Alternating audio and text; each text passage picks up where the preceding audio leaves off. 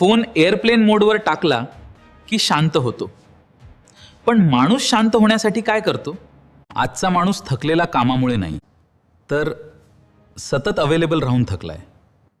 आज प्रत्येक जण ऑनलाईन आहे. मेसेजेस, कॉल्स, नोटिफिकेशन्स, एक्सपेक्टेशन्स सगळ्यांसाठी अवेलेबल. पण स्वतःसाठी झिरो टाईम. एक दिवस एका माणसाने फोन एअरप्लेन मोडवर टाकला, अचानक शांतता आली. ना कॉल्स, ना नोटिफिकेशन्स, ना आवाज. आणि पहिल्यांदाच त्याला स्वतःचे थॉट्स ऐकू आले. तेव्हाच एक ज्ञानी माणूस म्हणाला, फोनला एअरप्लेन मोड लागतो, पण मनाला सायलन्स मोड लागतो.